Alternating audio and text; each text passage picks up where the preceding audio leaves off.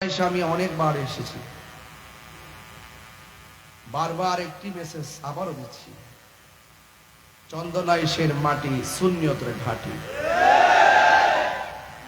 আমরা সুন্নিরা যদি ইচ্ছা করি একটা প্রার্থীকে সংসদে পাঠাবো, এটা আমাদের জন্য ইনশাল্লাহ কোনো ব্যাপার না। আওয়াজ করে বলুন ঠিক কিনা বলেন। বিগত দিনে ডানে বামে অনেক দৌড়ছেন, ডানে বামে অনেক দৌড়েছি। দিন শেষে দেখা গেল সুন্নিদের ক্রান্তিকালে অনেকে কথা বলতে সংকোচ বোধ মনে করে। অনেকগুলা মাজার ভাঙ্গা হয়েছে, রাজপথে প্রতিবাদী কণ্ঠ আমরা শুনতে পাই না। সুন্নিদের অন্তরে এখন অনেক জ্বালা আছে, সকল জ্বালাকে বুকে আগলে ধরে সামনে এগিয়ে যেতে হবে এবং সকলকে ঐক্যবদ্ধভাবে যেদিকে যাব সেদিকে যাব ইনশাআল্লাহ। হাত তুলে বলেন আমরা একসাথে থাকতে চাই কে চাই না। শুধুমাত্র চাইলে চলবে না, এখন দাবিতে আমরা সীমাবদ্ধ থাকতে চাই না, আমরা কাজে পরিণত করতে চাই, ঠিক কিনা বলেন। এই জন্য আপনারা যারা বাহিরে আছেন দয়া করে ভিতরে চলে আসুন। আহলুস সুন্নাত ওয়াল জামাত খুব চিন্তাশীল হয়ে খুব ঠান্ডা মাথায় নৈতিক সিদ্ধান্ত গ্রহণ করতে হবে, ঠিক কিনা বলেন। আমরা সংখ্যাগরিষ্ঠ হওয়ার পরও এই দেশের কিছু সুশীল সমাজের ভদ্র মুখোশধারী ভদ্র মানুষ আমাদেরকে সংখ্যালঘু বানায় রাখে। ওই সুশীলদের কাছে রাষ্ট্রযন্ত্রের গুরুত্বপূর্ণ জায়গায় আমাদেরকে সংখ্যালঘু হিসেবে উপস্থাপন করা হয়। ধর্মের সুমহান জায়গায় যারা যে আহলুস সুন্নাত ওয়াল জামাত ধর্মকে সঠিকভাবে লালন করে, সেই সঠিক কথাগুলো রাষ্ট্রযন্ত্রের কানে পৌঁছে না। সেই জন্য রাষ্ট্রযন্ত্র আমাদের সংখ্যাগরিষ্ঠ হওয়ার পরও, আমরা এত দাবি করার পরও আহলুস সুন্নাত ওয়াল জামাতকে তারা তালিকাভুক্ত করতে চায় না, সংলাপ করতে চায় না। আমি পরিষ্কার ভাষায় বলতে চাই, আহলুস সুন্নাত ওয়াল জামাতকে ছাড়া রাষ্ট্রযন্ত্রের গুরুত্বপূর্ণ সিদ্ধান্ত হতে পারে না। কথা বলেন ঠিক কিনা।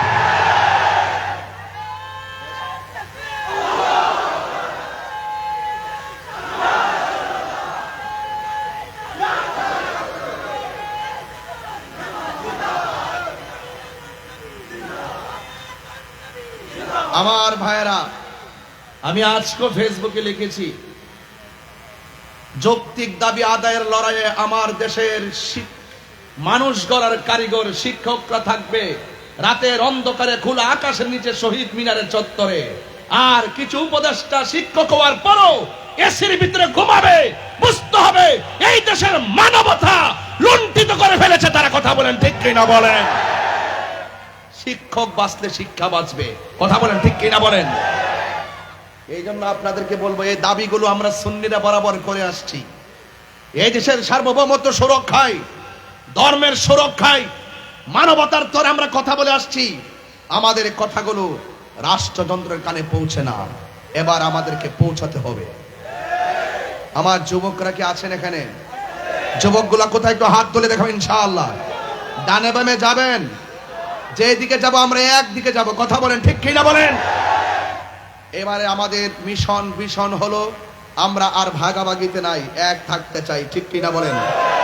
চন্দনাইশের মাহফিল থেকে রেড অ্যালার্ট, অনতি বিলম্বে গণ আন্দোলনের রূপ নেওয়ার আগে শিক্ষকদের যৌক্তিক দাবি মেনে নেন, ঠিক কিনা বলেন।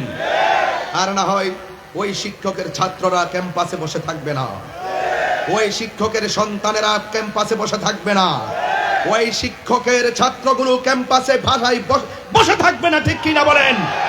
অনতি বিলম্বে কোনো ট্যাগ দিয়ে শিক্ষকের যৌক্তিক দাবিকে নষ্ট করতে পারবেন না। আবার কিছু কিছু দালাল আছে যারা বলে শিক্ষকদেরকে মাঠে নাকি অন্য কেউ নামাইছে। এই রকম ট্যাগ দিয়ে শিক্ষকদের গায়ে জল কামান ছিটানো যাবে না, এই রকম ট্যাগ দিয়ে শিক্ষকদের হাতে হাত করা লাগানো যাবে না, এই রকম ট্যাগ দিয়ে শিক্ষকদের যৌক্তিক আন্দোলন, যৌক্তিক দাবিকে প্রত্যাখ্যান করা যাবে না, ঠিক কিনা বলেন। আমি আবারও বলছি, আমি তাহিরি মাঠে নামার আগে সাবধান হয়ে যান।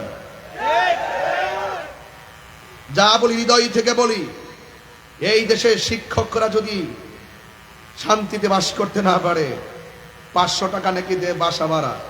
আর বেটা বস্তির মধ্যে তো 500 টাকা দিয়া এক বেলার খাবার চলে না। কথা কেন ঠিক না বেডে? এগুলো শিক্ষকদের সঙ্গে তামাশা করা হচ্ছে, কোটি কোটি টাকা ডানে বামে বরাদ্দ করা হচ্ছে। আর এই শিক্ষকরা কেন সেখানে গিয়ে রাত দিন যাপন করবে? ওরা কেন রৌদ্রে পড়ে আপনাকে দাবি করতে হবে? ওরা কেন রাতের আধারে শহীদ মিনার চত্বরে ঘুমাতে হবে? এটা কি আপনাদের কানে পৌঁছে না? অনতিবিলম্বে পৌঁছান। আর না হয় এদেশের আমরা যারা শিক্ষকদের আদর্শ তুল্য এবং শিক্ষকদের স্নেহধন্য যারা আছি, আমরাও একজন শিক্ষকের সন্তান হিসাবে, শিক্ষকের ভাই হিসাবে, নিজে একজন শিক্ষকতা করেছি, সেই শিক্ষক হিসাবে আমরা মাঠে নামতে বাধ্য হব। কথা বলেন ঠিক? কারা কারা রাজি আছেন? 2 হাত তুলে দেখা দেবেন ইনশাআল্লাহ। রাজি আছেন তো ইনশাআল্লাহ? 1 রেখে দিলাম।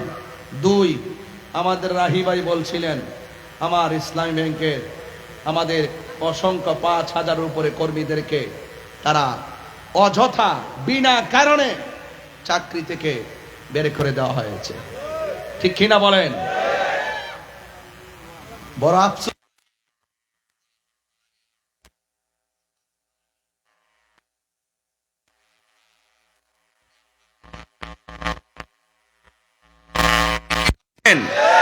আজকে আপনি যাকে বের করে দিচ্ছেন, এমনও তো হতে পারে ইন্নাল্লাহা ইউমাহিলু ওয়ালা ইয়ামহুল, ইন্নাল্লাহা ইউমাহিলু ওয়ালা ইয়ামহুল, আল্লাহ ছাড় দেয় কিন্তু ছেড়ে দেয় না। তুমি তাকে বের করে দিবা, অপেক্ষা করে তোমাকে বের করে দেওয়ার জন্য আবার 3টা বাহিনী লেলিয়ে যাবে। কথা বলেন ঠিক কিনা বলেন? কামা তাদিন তুদান, যেমন কর্ম। এই চোখের পানি কিন্তু বৃথা যাবে না। আমি অনেক শিক্ষকদেরকে দেখেছি আজ চোখের পানি ফেলে কান্না করেছে। আমি অনেক ইসলামী ব্যাংকের চাকরিজীবীদেরকে দেখেছি চোখের পানি ফেলে কান্না করেছে। ছোট ছোট পরিবারের বাচ্চা কান্না করেছে এবং ওই চাকরিজীবীর মা বাপ অসুস্থ, হসপিটালে থেকে কান্না করছে। কথা বলেন ঠিক কিনা বলেন? অনেকজন মারা গেছে, হার্ট অ্যাটাক করে মারা গেছে, স্ট্রোক করে মারা গেছে। আপনি কি মনে করছেন এগুলো? আজকে দেখেন না যে ডাল ধরা হচ্ছে সেই ডাল ভেঙ্গে পড়ছে। কারণ কি? আজকে বহিষ্কার করছে কারা? দেশ চালাচ্ছে কারা? আমি তো সেটাই এখনো খুঁজ পাচ্ছি না। কে কাকে চালাচ্ছে? এইভাবে তো কোনো রাষ্ট্র চলতে পারে না। কথা বলেন ঠিক কিনা? আমার মতন ব্যক্তি, আমি যেখানে সম্প্রীতি নিয়ে কথা বলি, সার্বভৌমত্ব সুরক্ষায় কথা বলি এবং ধর্ম সুরক্ষায় কথা বলি, ধর্মান্ধদের বিরুদ্ধে কথা বলি, মানবতার তরে মাথায় বস্তা নিয়ে গলা পানিতে নেমে মানুষের ঘরে যাওয়ার চেষ্টা করি, সেই মানুষটাকে অযথা বিনা কারণে আপনারা মামলা দিয়েছেন। আপনারা কারা দিচ্ছে, কারা করাচ্ছে, এগুলো ফাইন্ড আউট করার জন্য তো একটা গ্রুপ লাগবে। এদেরকে তো ধরার জন্য একটা গ্রুপ লাগবে। এদেরকে ধরার জন্য আহলুস সুন্নাত ওয়াল জামাত যথেষ্ট, এই দেশের পীর মাশায়েখ যথেষ্ট। এই জন্য আপনাদেরকে ঐক্যবদ্ধ থাকতে হবে। আমি শুরুতে কথাগুলো না বললে হয়তো পেছনে আপনাদের অনেককে আমি পাবো না। এই জন্য 2য় দফা হিসাবে আমি ইসলাম ব্যাংকের চাকরিচ্যুত কর্মচারীদের চাকরি ফিরিয়ে দেওয়ার প্রস্তাব করছি। 3, আমাদের এই দিক দিয়ে আমাদের ওয়াকার ভাই যাচ্ছিলেন, তাকে 3 জন গলার মধ্যে দাও ধরে, ছুরি ধরে, তার ক্যামেরা ট্যামেরা যা আছে তাকে আহত করে নিয়ে যাওয়া হয়েছে। আজকে কয়টা দিন পার হয়ে গেল, আমরা কি কোনো সন্ধান পেয়েছি? এই সন্ধান পেয়েছি? এই রাস্তায় কি এইরকম আগে কি এরকম ছিল? তাহলে ওপেন ডাকাতি, ওপেন চুরি, ওপেন ছিনতাই, ওপেন খুন, ওপেন গুম, ওপেন মব ভায়োলেন্স, এগুলো সারা বাংলাদেশের মানুষের নিরাপত্তাকে লুণ্ঠিত করেছে। কথা বলেন ঠিক কিনা বলেন? এই জন্য আমাদের নিরাপত্তা নাই, আমাদের অসংখ্য গাড়ি ঘোড়া ভেঙেছে। এই জন্য এই রাস্তাঘাট আমাদেরকে সুরক্ষা করতে হবে। এই রাস্তাঘাটের চুরি ছিনতাই এবং খুন গুম মব ভায়োলেন্স থেকে যদি সমাজের মানুষকে আপনি যদি শান্তিতে রাখতে চান, তাহলে একটি শান্তিপ্রিয় গোষ্ঠী তৈরি করতে হবে। এই চন্দনেশের সেই শান্তি প্রতিষ্ঠিত করার একমাত্র ফোর্স এবং সার্চ পার্টি হলো আহলুস সুন্নাত ওয়াল জামাত।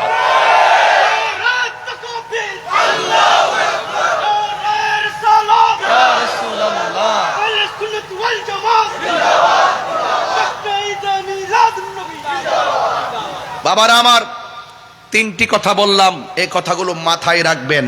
এগুলো সম্প্রীতির ঘটনা, সম্প্রতির ঘটনা, এগুলো খেয়াল রাখবেন। শুধুমাত্র ওয়াজও আসলেন, ওয়াজ থেকে চলে যাওয়ার পর আপনারা আমাদের কথা শুনেন না। ওয়াজ যেইভাবে আসছেন আপনারা হাজার হাজার মানুষ, এই মানুষগুলো যদি একদিন শুধুমাত্র প্রেস ক্লাবের সামনে একটা প্রতিবাদে দাঁড়াতেন, আমরা ইসলামী ব্যাংকের 5,500 লোকের চাকরি আমরা দ্বিতীয় দিন ফেরত পাইতাম। আপনারা ওয়াজ আওয়াজ ঠিকই করেন, এই জন্য আপনাদেরকে আর ওয়াজের মধ্যে সীমাবদ্ধ থাকলে চলবে না রে ভাই।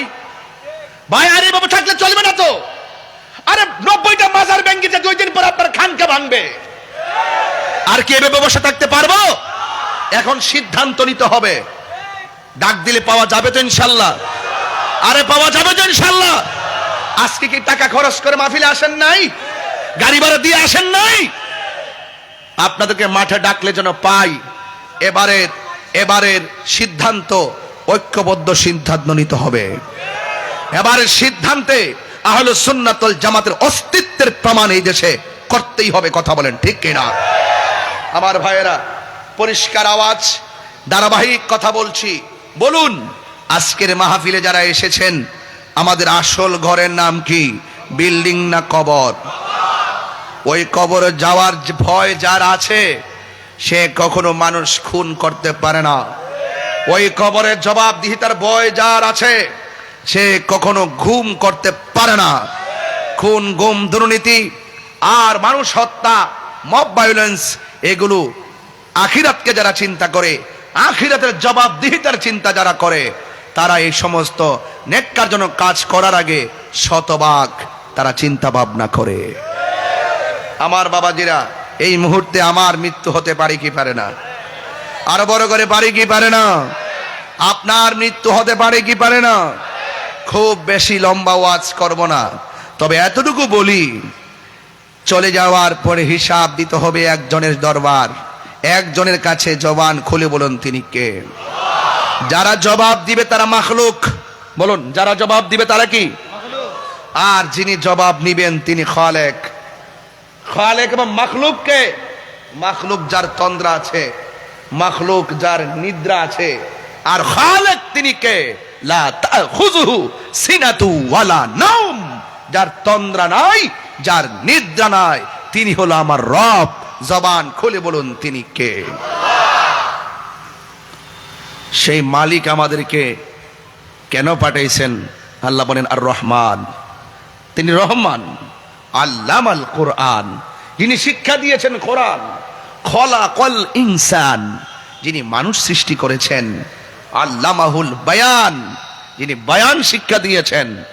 আশ-শামসু ওয়াল কমারু বিহুসবান, হুজুর হুসবান নিয়ম মতো, হিসাব মতো চলে। চাঁদ হিসাবে চলে, চন্দ্র হিসাবে চলে।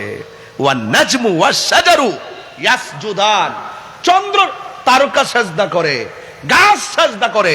আল্লাহ বলেন আল্লামাল আর রহমান আল্লামাল কোরআন খলাকাল ইনসান। আল্লাহ বলেন আমি মানুষ সৃষ্টি করেছি। কেন? ওয়ামা খলাকতুল জিন্না ওয়াল ইনসা ইল্লা লিয়াবুদুন। আল্লাহ বলছেন আমি মানুষ এবং জিন জাতিকে সৃষ্টি করেছি একমাত্র আমি আল্লাহর গোলামি করার জন্য। তাহলে এই গোলামি করতে হলে আল্লাহর বিধান মানার দরকার আছে না নাই? আছে। এই জন্যই তো নবী পাকের প্রিয় সাহাবী, যার নাম উসমান যুন্নুরাইন। নাম কি? উসমান যুন্নুরাইন, জিন্নুরাইন, যুন্নুরাইন। উসমান যুন্নুরাইন তিনি 2 নূরের অধিকারী।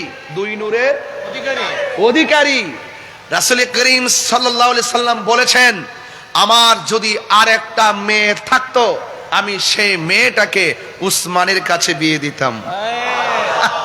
কি মজা পেয়েছেন! উসমান গনি নবী পাকের যে 2 জন মেয়েকে উসমান যুন্নুরাইন রাদিয়াল্লাহু তাআলা আনহুর কাছে বিয়ে দিয়েছেন, একজনের নাম কুলসুম, আরেকজনের নাম রুকায়া। রাসূল বলেন আর একটা মেয়ে থাকলে আমি সেটাকেও উসমানের কাছে বিয়ে দিতাম। উসমানকে কি বলা হয় জানেন? উসমান যুন্নুরাইনকে জামিউল কুরআন বলা হয়। সুবহানাল্লাহ। না হুজুর, জামিউল কুরআন বলা হয়। কোরআন ছিল আলাদা আলাদা জায়গা জায়গায়। সন্ধিতে বাম হাতটা উপর দিয়ে যা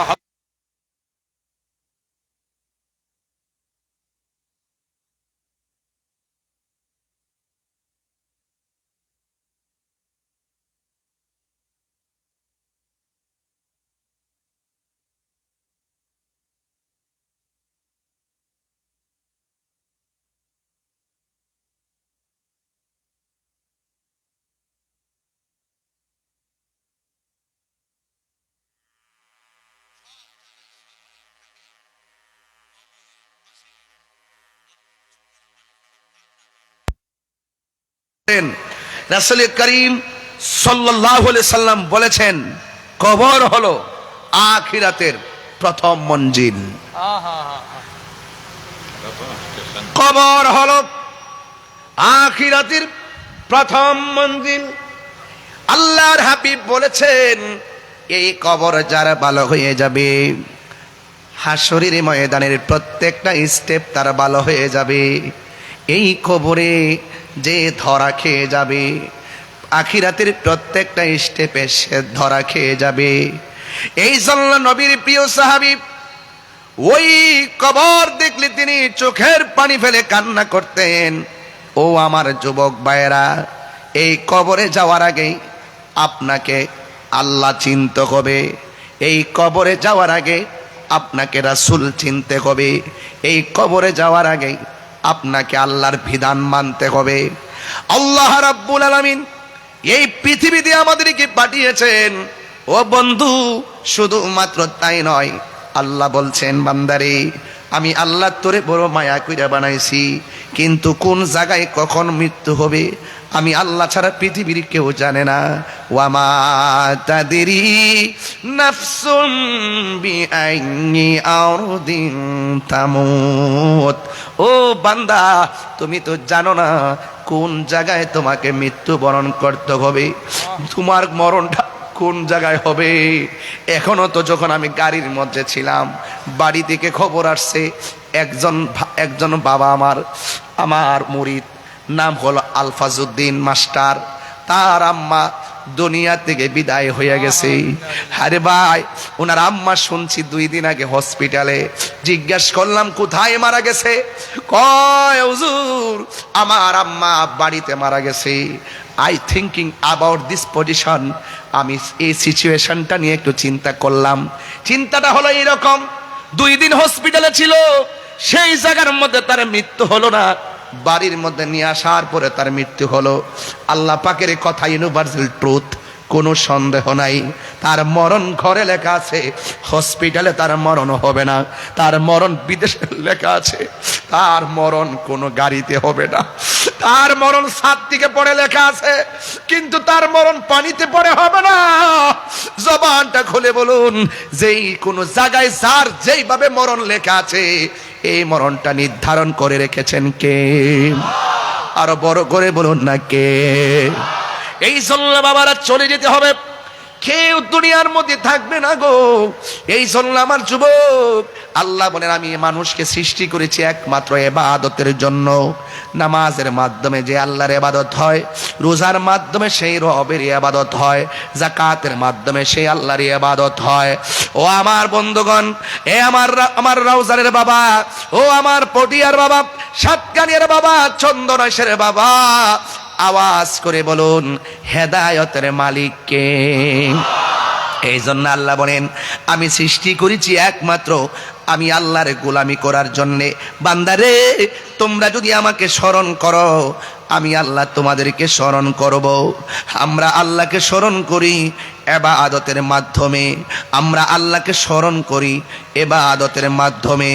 আর আল্লাহ আমাদেরকে স্মরণ করবেন রহমত এবং আমাদের গুনাহগুলো ক্ষমা করার মাধ্যমে। জোরে বলুন সুবহানাল্লাহ।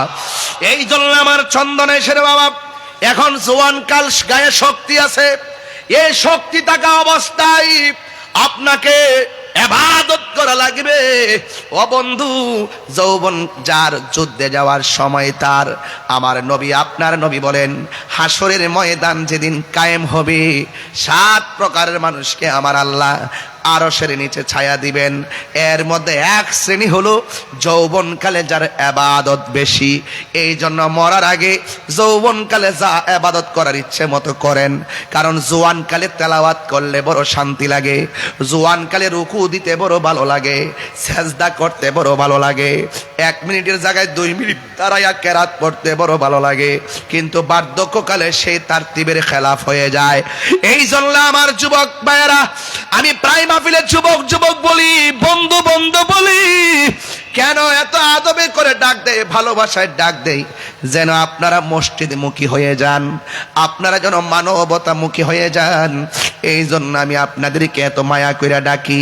বন্ধুরে, ফজরের নামাজের আজান দেয়, তুমি যখন মোবাইলটা বন্ধ করে ঘুমায়া যাও, তখন আমার নবী মদিনা থেকে অনেক বেজার হয়ে যায়। এই উম্মত, তোমরা যখন আমার রবের ইবাদত করো, আমি নবীকে যখন ভালোবাসো, আমি নবীর কাছে বড় শান্তি লাগে। এই জন্য আপনাকে আমাকে ওই কবর দেশে যাওয়ার আগে অত্যন্ত আদবের সাথে আল্লাহর বিধান মানা লাগবে। ভাইয়েরা আমার নবী, আপনার নবী রহমাতুল লিল আলামিন বলেন, পৃথিবীর মানুষ, তোমরা যদি দিনে এবং রাত্রে 20 বার যদি মরণের কথা খেয়াল করো, ওই দিন যদি তোমাদের মৃত্যু হয়ে যায়, তাইলে মনে রেখো এই মরণটাকে আমার আল্লাহ শহীদের খাতায় লিখে দিবেন। আরো মায়ার সুরে বলে না সুবহানাল্লাহ। এই জন্য আমার বাবারা, চন্দনেশের বাবা, কবর বড় ডেঞ্জারাস, এই কবর বড় সাংঘাতিক। এই কবরের ডানে মাটি, কবরের বামে মাটি, উপরে ছানি, নিচে মাটি। যে কাপড়টা গায়ের মধ্যে লাগাইব, এই কাপড়টার রং হলো সাদা, এমন সাদা কাপড় যে কাপড়টার মধ্যে কোনো সেলাই নাই, যে কাপড়ের মধ্যে কোনো পকেট নাই, এমন একটা কাপড় আপনার গায়ের মধ্যে লাগাইয়া দিবে। আর এমন একটা ঘরের মধ্যে আপনাকে শোয়াইয়া দিবে। এমপি মন্ত্রীর জন্য যে ঘর হবে, রিক্সাওয়ালার জন্য সেই ঘরটাই হবে। আপনারা আওয়াজ করে বলুন, এই ঘরটাকে বিল্ডিং না মাটি? আর বড় করে কোন বিল্ডিং না মাটি?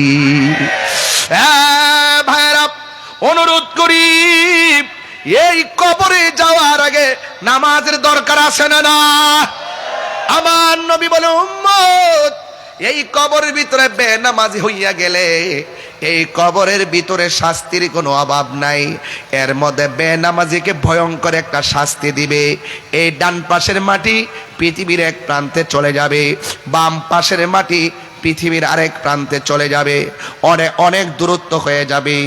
2 পাশের মাটি এসে আপনার ডান এবং বাম পাশে এমন ভাবে চাপা মারবো, আপনার ডান পাশের হাড্ডিগুলো বাম পাশের হাড্ডির ভিতরে ঢুকে যাবে। তখন আপনি এমন জোরে একটা চিৎকার মারবেন, ও চন্দনেশের বাবা, একটু আওয়াজ করে কন্যা আল্লাহ। এই আওয়াজে মানি না, জবান খুলে বলেন আল্লাহ। আরো বড় করে বলে আল্লাহ।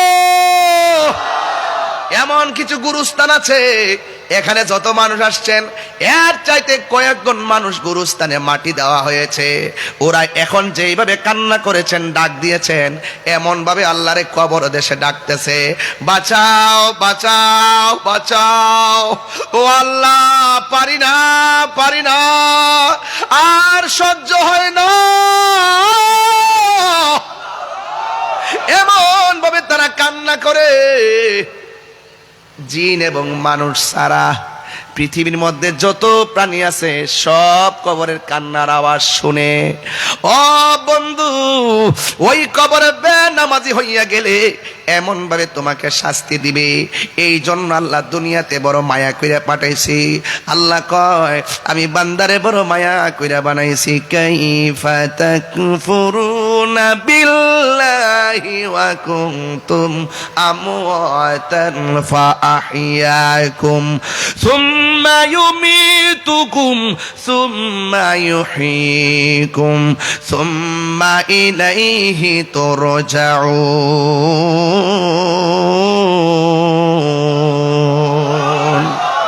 সাউন্ডটা একটু ক্লিয়ার করে দেন, ক্লিয়ার করেন সাউন্ডটা, মনিটর সাউন্ডটা রাখেন। আবার পড়ছি, আপনাদের তেলাওয়াত শোনার পরে আওয়াজটা একটু জোরে করবেন, কারণ তেলাওয়াত শুনলে তো ঈমান বৃদ্ধি পায়। অন্তর তো শান্তি হয়, ঠিক কিনা বলেন? জিকির শুনলে অন্তর শান্তি হয়, তেলাওয়াত করলে ঈমান বৃদ্ধি পায়। কথা বলেন ঠিক কিনা কর? তাহলে আমি যখন তেলাওয়াত করবো, আমি তোর হাফেজ না, কিছু মাখরাজের ভুল হতে পারে, মদ গুন্নায়াত গামিগুলো কিছু ভুল হয়, এরপর আপনার ধরায়া দিয়েন, মন্তব্য করেন না। আমি তো স্বীকার করতেছি আমি পারি না, এরপরে চেষ্টা করতেছি, উৎসাহ দেন, হয়ে যাবে, ঠিক হয়ে যাবে। আমি যখন তেলাওয়াত করব, আপনারা জোরে আমার রবকে ডাক দিবেন। আপনার কি বিশ্বাস হয় না? কালকে এক ওয়াজ করছিলাম, যে একটা হাদিস পড়ছিলাম, হুজুর হাদিসের মধ্যে লেখা আছে কোরআনের একটা অক্ষর পড়লে একটা সওয়াব দেয়, কিন্তু সওয়াবটা 10 গুণ বাড়ায়া দেয়। আরো বড় করে কোন সুবহানাল্লাহ কোন না? তেলাওয়াত করলে যে সওয়াবটা হয়, শুনলে এই সওয়াবটাই হয়। এই জন্য আপনার তেলাওয়াতটা শুনবেন মহব্বতে, শুকরিয়াতান আমার রবকে ডাক দিবেন, দেখবেন সাথে সাথে রহমতের দরিয়া হয়ে যাবে। কথা বলেন ঠিক কিনা? কাইফা তাকফুরুনা বিল্লাহি ওয়া কুনতুম আমওয়াতান ফাআহইয়াকুম সুম্মা ইউমীতুকুম সুম্মা ইউহয়ীকুম সুম্মা ইলাইহি তুরজাউন।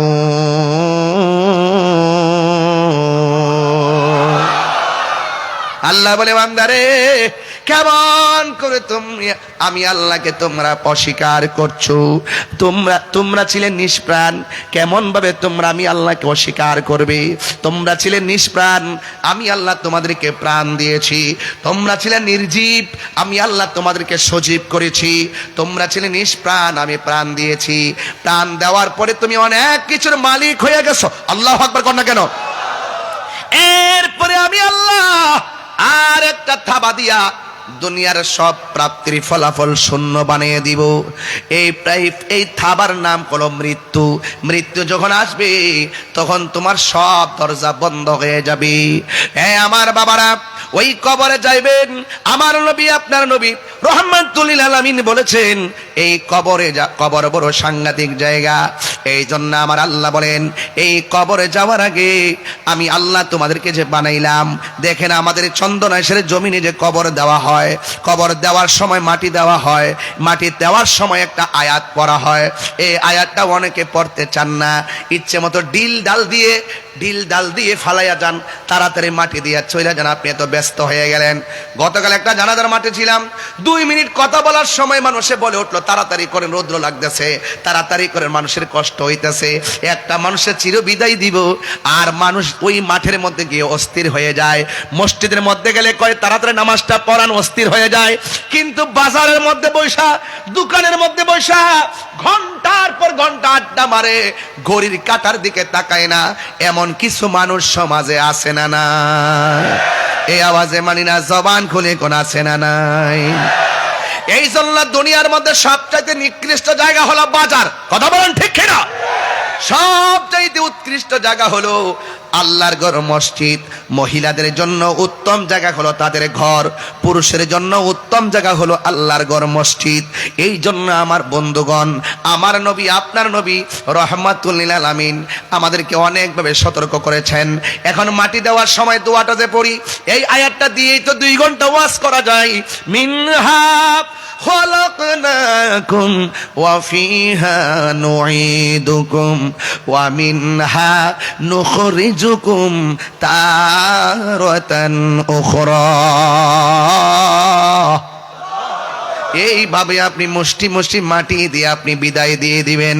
হাজার হাজার মানুষ আমরা মাহফিলের মধ্যে আজকে বসলাম, আমার পাশে আমার বাজান আছেন, অনেক প্রখ্যাত আলেমে দ্বীন, উস্তাদুল উলামা, শামসুল ফুকাহা, বাদরুল ফুকাহা। এমন একজন হাস্তি আলেম নিয়ে হাত বাড়াইছি, এমন একজন আলেমকে পাশে রেখে আমি কথা বলছি। চইলা গেলে বুঝবেন মূল্য কত ছিল। এখন তো আছে, আমরা অনেকে বুঝি না। এইরকম আলেমগুলা এখনো জিন্দা আছে দেখা বাতিলরা আমাদের ঘরে হানা দিতে পারে না। কথা বলেন ঠিক কিনা? আওয়াজ করে কোন ঠিক কিনা বলেন? এই জন্য আমার বন্ধুগণ, আমি আপনি পৃথিবী ছেড়ে চলে যাব। কোন দিন চলে যাব কেউ আমরা জানি না রে বাবা। আমার নবী, আপনার নবী রাহমাতুল লিল আলামিন আমাদেরকে অনেকভাবে সতর্ক করেছেন। আমরা যখন মরণের ঘাটে পড়ে যাব, দেখবেন অনেক মানুষ মৃত্যুর ঘাটে গেলে পায়খানা করে বিছানা বাসায় দেয়, প্রস্রাব করে বিছানা বাসায় দেয়। আর চন্দনেশের মানুষ আমরা সব সময় আল্লাহরে বলবো, আল্লাহ মৃত্যু যখন দিবা পবিত্র অবস্থায় মৃত্যু দিও, মৃত্যু যখন দিবা ওযু অবস্থায় মৃত্যু দিও, মৃত্যু যখন দিবা আর কিচ্ছু চাই না, আমার নবীরে দিদার দিয়া দিয়া আমাদেরকে মরণ দিও।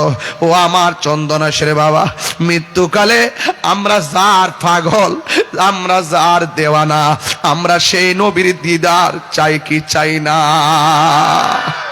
আমরা নবীর দিকে মরতে যা, কিশোর বয়সে নবীর না পা, যৌবনকালে নবীর না পাই। ও আল্লাহ, মরণের ঘাটে আমরা রে নবী দেখায়া মরণ দিও, নবী দেখায়া মরণ দিও, নবী দেখায়া মরণ দিও। আমরা মরণের কালে নবী দেখতে চাই কি চাই না?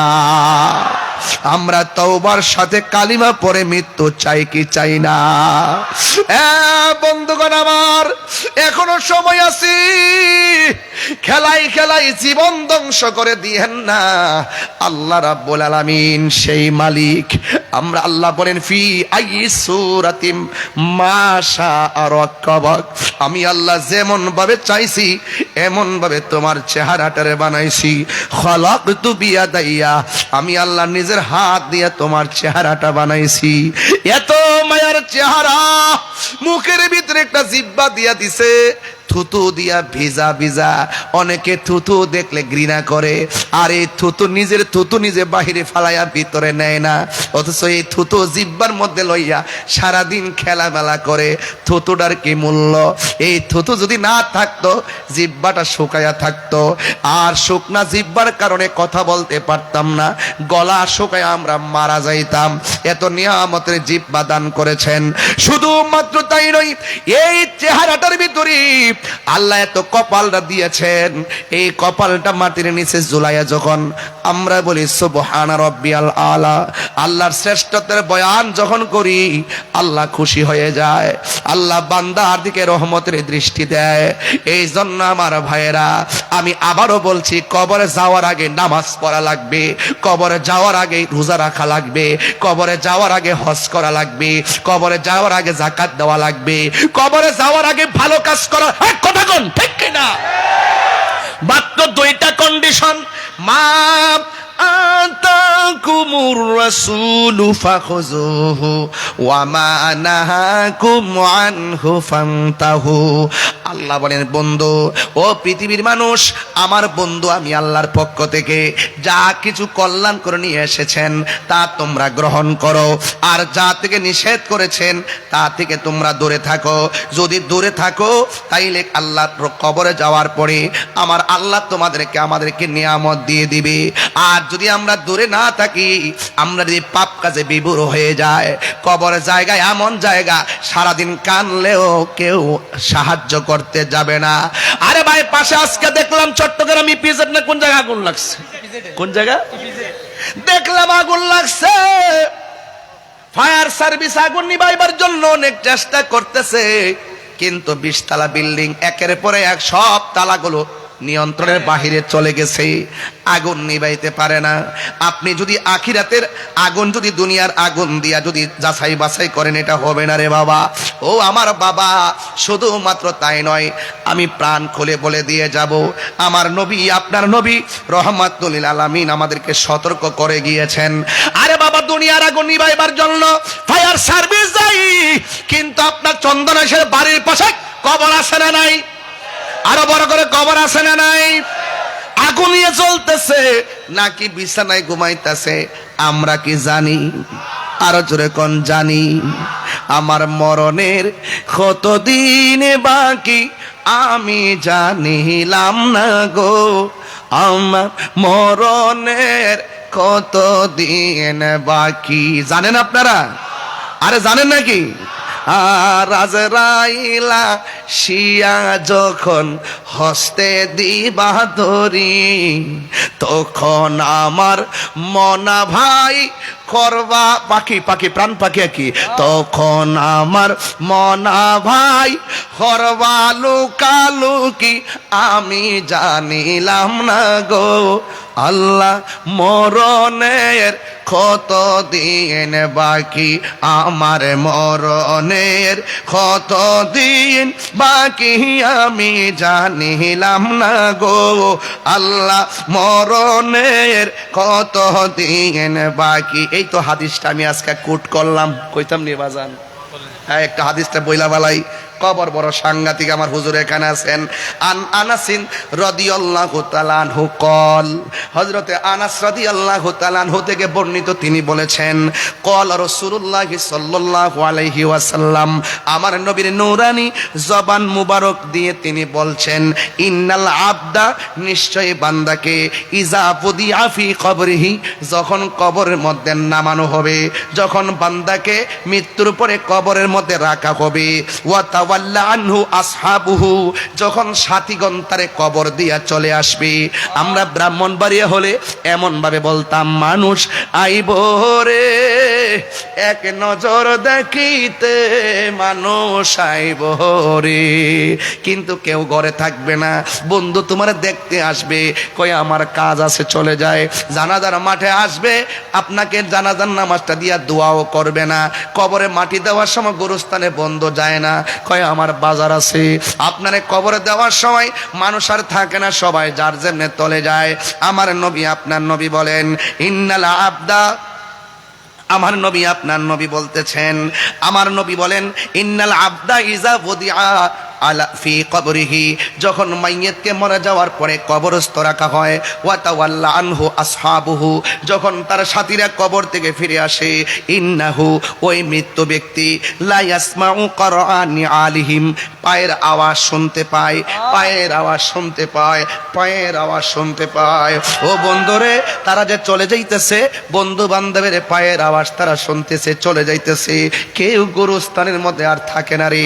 40 কদম হাঁটিয়া আসিবে স্বজন, মুনকার নাকির হাজির হইবে রে তখন। এবার আমার নবী বলতেছেন, আতাহু মালাকানে, ওই কবরের মধ্যে দুইজন ফেরেশতা আসবে, ফায়াকুদানিহি, এবং কবরের মধ্যে যিনি আছেন তাকে উঠাইয়া বসানো হবে। ফায়াকুলানে, যে দুইজন কবরে নামছে, তারা জিজ্ঞেস করবে, মা কুনতা তাকুলু ফি হাযা রাজুলি মুহাম্মদ, নবী সাল্লাল্লাহু তাআলা আলাইহি ওয়াসাল্লাম সম্পর্কে তুমি কি বলতে? মা হাজার রাজুল, এই ব্যক্তিকে বাজান এই কথা কইতো না রে। জিগাইব, নবী সম্পর্কে তুমি কি বলতে?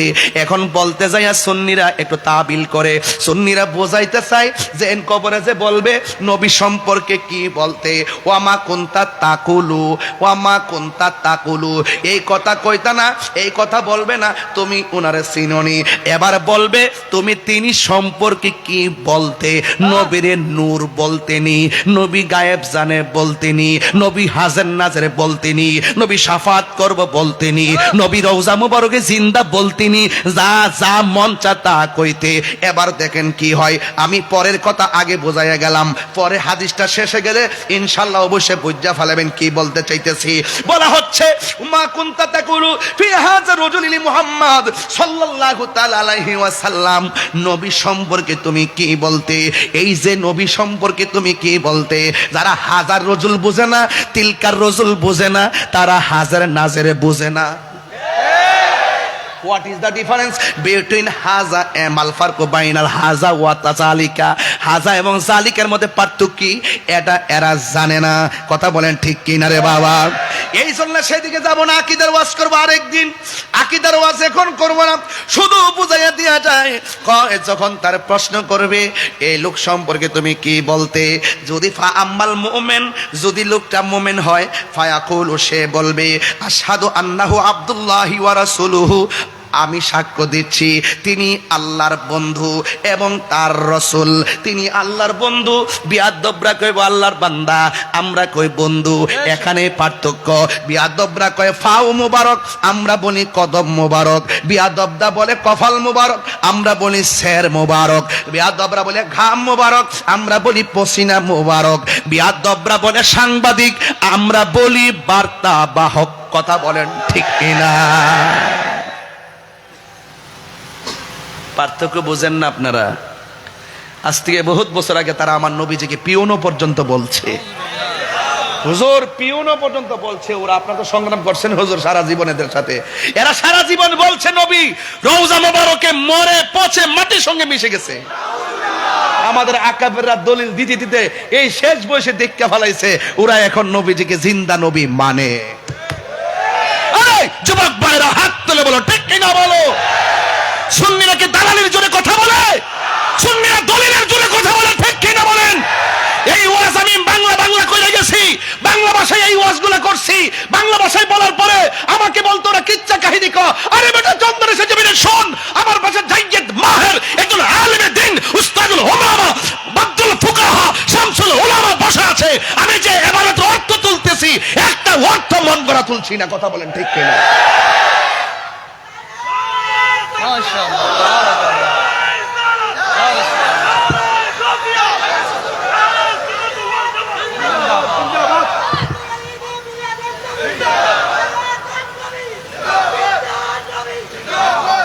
আওয়াজ করবেন আল্লাহু আকবার। একদিন মাটির ভেতরে হবে গো রে মন আমার, কেন বান্ধো দালান ঘর রে মন আমার, কেন বান্ধো দালান ঘর। এই কথাটা কি মিথ্যা কথা বলছি আমি? একদিন মাটির ঘর হবে কি হবে না? এই দালান ঘর কি কবরে যাবে? প্রাণ পাখি উড়ে যাবে পিঞ্জর ছেড়ে, ধরা দামে সবই রবে তুমি যাবে চলে, বন্ধু বান্ধব যত অতাপিতা তার সুত হয়ে যাবে সবই তোমার পরে মন আমার, কেন দালান ঘর রে মন আমার, কেন বান্ধ দালান ঘর। এই যুবকরা গান বলে উড়িয়ে দিও না, একটু চিন্তা করো আমি কি বলেছি। রাহি ভাই বলছিল কে বলছে চিন্তা করো না, কি বলেছে সেটাই দেখো, এটাই সঠিক কথা। যদি সত্য হয় রিকশাওয়ালা হলেও তার কথা আমি মানতে বাধ্য। Right right. ছোট্ট সন্তানটা ছেলেটাও যদি বলে হক কথা আমি সেটা মানতে বাধ্য ভাই, আমি এটা মানতে বাধ্য। সবার আগে আমি একজন মানুষ, এই মানুষটাকে আল্লাহ মায়া কইরা বানাইছে ঠিক কিনা বলেন? গর্ববোধ করি যে মুসলমানের ঘরে জন্মগ্রহণ করেছি। হিম্মত করে কথা বলি, আমরা ইমানদার কথা বলেন ঠিক কিনা? এই জন্য বলা হচ্ছে ফা আম্মাল মুমিন। আপনাদের কষ্ট হচ্ছে বোধহয়, বেশি লম্বা হয়ে যাচ্ছে ওয়াজ, আর একটু সামনে যাবো ইনশাল্লাহ। আপনাদের ধৈর্য কি আছে ইনশাল্লাহ? রাত্র তো অনেক বেশি হয়ে যাচ্ছে, কষ্ট হচ্ছে আপনাদের। ফা আম্মাল মুমিন, যদি চন্দনাইশের প্রেমিকটা মুমিন হয়, সুবহানাল্লাহ না? এই যে মুরব্বী বসে রয়েছে না, চোখের পানি ফালায় ছল ছল করে কাঁদতেছে, বাবা এখন বসতে পারতেছেন না, বুড়া মানুষ তো বেহেশতে যাইতো না। হাদিস শরীফে দেখছি আমার হুজুর এখানে আছে 33 বছরের জোয়ান বানাই আল্লাহ বেহেশতে পাঠাই দিবে। আল্লাহু আকবার বলেন না কেন? আমার যুবক ভাইয়েরা, বলা হচ্ছে ফা আম্মাল মুমিন, যদি সে মুমিন হয় ফায়াকুলু, সে বলবে আশহাদু আন্নাহু আব্দুল্লাহি ওয়া রাসূলুহু, আমি সাক্ষ্য দিচ্ছি তিনি আল্লাহর বন্ধু এবং তিনি হলেন আল্লাহর রাসূল। ফায়ুকালু লাহু, তাকে বলা হবে কাকে? দুইজন ফেরেশতা মাইয়েতকে বলবে, সে তখন জিন্দা, ওই কবরবাসীকে বলবে ইলা মাক উনজুর ইলা মাকআদিকা মিনান নার, তোমার জায়গা থেকে ওই দিকে একটু জাহান্নামের দিকে লক্ষ্য করো। জাহান্নামের দিকে লক্ষ্য করবে। এরপরে বলা হলো কদ আবদালাকাল্লাহু বিহি মাকআদাম মিনাল জান্নাহ, এই জায়গাটা জাহান্নাম। আবদালাকা বদল থেকে বদল। আল্লাহ রাব্বুল আলামিন সাক্ষ্য সঠিক হওয়ার কারণে আর তোমার জবাবটা সঠিক হওয়ার কারণে আল্লাহ রাব্বুল আলামিন ওই জাহান্নামের চিত্র বদল করে জায়গাটাকে জান্নাতের বাসস্থান বানায়া দিছে। আরো বলবেন আল্লাহু আকবার। আমার যুবক ভাইরা, ওয়া আম্মাল মুনাফিক, ওয়া শুরু হয়ে গেল, ওয়া শুরু হয়ে গেল। আঙ্গদেশের এখন দেখবেন বাজান, মুখের ভাষা অনেক সুন্দর, পাগড়ি টাগড়ি চোখ, বাজান বলতেছি এটার জন্য বাজানে ধরে লাইছে কেসটা, কোন দিকে যাইলাম বলে ধরে ফেলাইছে কেসটা, যে চেহারা বড় সুন্দর, দুয়ারি টুপি অনেক সুন্দর, এবং তাদের নামাজ কালাম দিনের কথার অভাব নেই। এরপরে তারা ছলে বলে কৌশলে মুসলমান নিত্যের জলাঞ্জলি দিয়ে ওই পূজা মণ্ডপে গিয়ে মূর্তি পিছনে রেখে তারা মানুষের একটু ভাইব নেওয়ার জন্যে, ভুট্টা পাওয়ার জন্যে, নিজের মুসলমানিত্বের জলাঞ্জলি দিয়ে তারা ওখানে দাঁড়িয়ে বলে রোজা পূজা এক কথায়। আরে নাউজুবিল্লাহ, জোরে কর না কেন? সাবধান মুসলমান, সাবধান। কয় মুদ্রার এপিট ওপিট বলে। আরে মুসলমান যে মুদ্রায় আছে সেই মুদ্রায় এপিটও কেউ থাকবে না, ওপিটও কেউ থাকবে না। কথা বলেন ঠিক কিনা? মুসলমানিদের আবার এপিট আর ওপিট কি? মুসলমান একটা ঘর, মুসলমান একটা প্ল্যাটফর্ম, মুসলমান একটা অস্তিত্বের জায়গা, সেই জায়গাকে জলাঞ্জলি দেওয়া যাবে না। আমাদের সুন্নিদের কনসেপ্ট কি? হিন্দুরা এই দেশে শান্তিতে বসবাস করবে, তাদের নিরাপত্তা আমরা ইনশাল্লাহ দিব। এরা এদের পূজা করবে, আমরা আমাদের মাহফিল করব, নামাজ পড়ব। কথা বলেন ঠিক কিনা বলেন? হ্যাঁ, এই জন্য রমজান মাসে কি তাদের পূজা পড়তে পারে না? কথা পারে কি না? তাদের পূজা তারা করবে, কিন্তু আমরা আমাদের রোজা রাখবো। কিন্তু আমি এই কথা বলতে পারবো না যে এপিট আর উপিট, রোজা আর পূজা এপিট আর উপিট, এই মন গড়া ব্যাখ্যা দিয়া ইসলাম চলে না। কথা বলেন ঠিক কিনা? যুবক ভাইয়ের আমার, আমি আরো আপনাকে সেভ করে দিচ্ছি, কথা বলতে সংযত হয়ে কথা বলবেন। আপনারা এতদিন কি বললেন আর এখন কি করছেন, জাতি এখন আস্তে আস্তে বুঝতেছে। আর তাহিরি তো আগের থেকে বোঝা শুরু করছে। আমি তো জানি ওরা কি করতেছে, ওদের মধ্যেই তো ABCD। কিন্তু মনে রাখবেন, সুন্নিরা জানে আপনাদের অবস্থান কতটুকু। হয়তো আপনারা গুপ্ত রাজনীতি করেন, গুপ্ত রাজনীতি করে এক এক সময় এক একজনের লুঙ্গির তলে ঢুকেন, ঢুকে ঢুকে চা বিস্কিট খান। এটা কেউ না জানলেও আমরা জানি। আপনারাই খালাম্মা ডাকেন, আপনারাই শাশুড়ি ডাকেন, আপনারাই জননী ডাকেন, আপনারাই কাকি আম্মা ডাকেন, আবার আপনারাই তাদের মাথার উপরে আবার আসর হইয়া বসেন, আবার বান্ডেল দিলে আবার কুলাকুলি করেন। এই দ্বিচারিতা আমরা পারবো না। এই জন্য বলছি আম্মাল মুনাফিক, তার মানে বোঝা গেল কবরের ভিতরে যে মুনাফিকরা ধরা খাবে। আমার রাসূল এখানে শুধু কাফের বলে নাই, বলছে মুনাফিক। ওয়া আম্মাল মুনাফিক ওয়াল কাফের। আর কবরের মানুষটা যদি মুনাফিক হয় কাফের হয়, দুইটা শব্দ পাশাপাশি, রাসূল বলছেন কাফেরের চাইতো মুনাফিক আরো ভয়ঙ্কর। ঠিক কিনা বলেন? ইন্নাল মুনাফিকিনা ফি দারকিল আসফালি মিনান নার, জাহান্নামের সর্বনিম্ন স্তরে মুনাফিকরা বাস করবে। ঠিক কিনা বলেন? বলা হচ্ছে ওয়া আম্মাল মুনাফিক ওয়াল কাফের, কবরের মানুষটা যদি ইয়া হয় মুনাফিক এবং কাফের হয়, ফায়ুকালু লাহু, তাকে বলা হবে, কি বলা হবে? মা কুনতা তাকুলু ফি হাযার রাজুল, এই লোক সম্পর্কে অর্থাৎ নবী সম্পর্কে দুনিয়ায় তুমি কি বলতে? তখন সে বলবে ফায়াকুলু, অতঃপর সে বলবে লা আদ্রি, আমি জানি না, কুনতু আকুলু, আমি ওই কথাই বলতাম, মা ইয়াকুলুন নাস, মানুষে যা বলতো আমি তাই বলতাম, যা বলতো তাই বলতাম। দেখবেন আমার দেশের মধ্যে অনেক বড় বড় দলের বড় বড় নেতা আছে, কয় ওকুল জাল হক ওয়া জাহাকাল বাতিল, কি জানে কইলো, বুঝলাম না কিছু।